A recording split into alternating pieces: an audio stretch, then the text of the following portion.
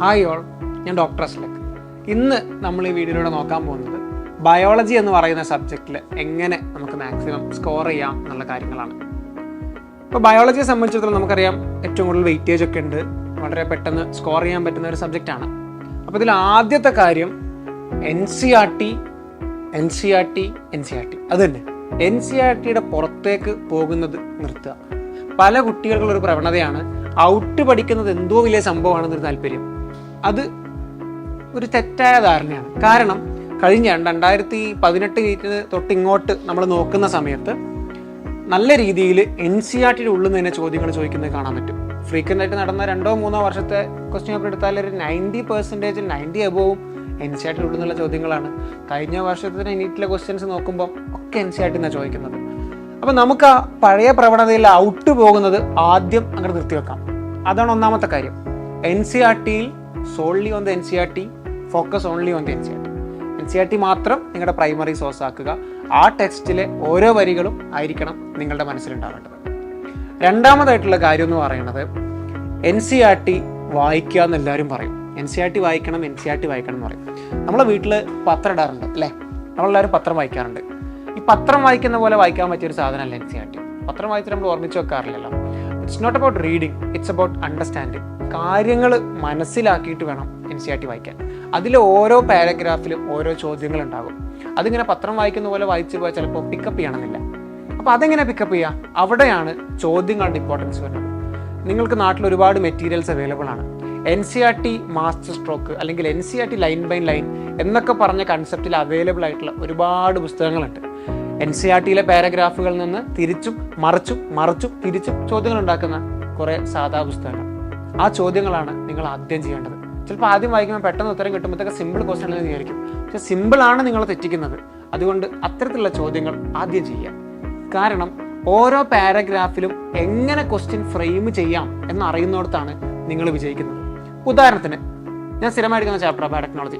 അതിൽ ബയോടെക്നോളജി 2 ഒരു ചാപ്റ്റർ ഉണ്ടല്ലോ, ജീൻ തെറാപ്പി എന്ന് പറഞ്ഞൊരു ഭാഗമുണ്ടല്ലോ. അതിൽ ചോദിക്കുന്നതാണ് 1990 4 വയസ്സുള്ള ഒരു പെൺകുട്ടിക്ക് ജീൻ തെറാപ്പി ചെയ്തെന്ന് പറയുന്നുണ്ട്.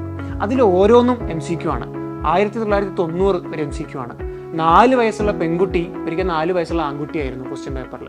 ഈ 4 വയസ്സ് ഒരിക്കൽ 8 വയസ്സുള്ള പെൺകുട്ടിയായിരുന്നു. അപ്പോൾ ഇതിൽ ഓരോ ലൈനും ക്വസ്റ്റ്യൻ ആക്കി മാറുമ്പോൾ അതിലെന്താണ് ഇമ്പോർട്ടൻ്റ് എന്ന് മനസ്സിലാക്കാൻ പറ്റണം. ചില ചാപ്റ്ററുകൾ കൺസെപ്ച്വലാണ്. ബയോടെക്നോളജി, ജെനറ്റിക്സ്, റെസ്പിറേഷൻ, ഫോട്ടോസിന്തസിസ്, അതൊക്കെ മനസ്സിലാക്കി മാത്രമേ പഠിക്കാൻ പറ്റൂ. അത് മനസ്സിലാക്കി പഠിക്കണം. ഫാക്ച്വൽ ചാപ്റ്റേഴ്സ് ഉണ്ട്. അവിടെ ചിലപ്പോൾ നിങ്ങൾ കൂടുതൽ എഫേർട്ട് ഇടേണ്ടി വരും റിവിഷൻ്റെ സമയത്ത്. എനിമൽ കിങ്ഡം, പ്ലാൻ കിങ്ഡം കുറച്ചൊക്കെ ബോറനാണ്, ഫാക്ച്വലാണ്, പഠിച്ചേ പറ്റും. അത് നിരന്തരമായി ചോദിക്കാറുണ്ടല്ലോ. അവിടെ നിങ്ങൾ കൂടുതലായിട്ട് അത്തരത്തിലുള്ള എഫേർട്ടുകളും ഇടേണ്ടി വരും.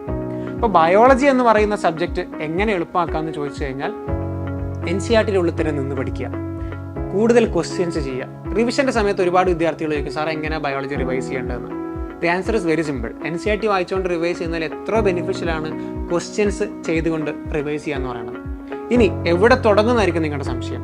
അതൊരു വലിയ സംശയമാണല്ലേ. പഠിക്കാൻ ഒരു സിലബസ് മൊത്തം ഉണ്ടെങ്കിലും നമുക്ക് എവിടെ തുടങ്ങുന്ന സംശയം എപ്പോഴും അങ്ങനെയാണല്ലോ. അതിനൊരു സിമ്പിൾ മെത്തേഡ് ഉണ്ട്.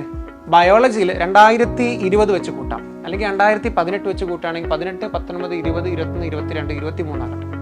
ഇനി 2020 തൊട്ട് ഇങ്ങോട്ട് വരാം. 20, 21, 22 4 വർഷത്തെ നീറ്റിൻ്റെ പ്രീവിയസ് ഇയർ ക്വസ്റ്റ്യൻസ് മാത്രം ചെയ്യാം. ഏതെന്ന്? ബയോളജിയിൽ ഒരു 10 ചാപ്റ്റർ എടുക്കുക, ഒരു 10ഓ 15ഓ ചാപ്റ്റർ എടുക്കുക.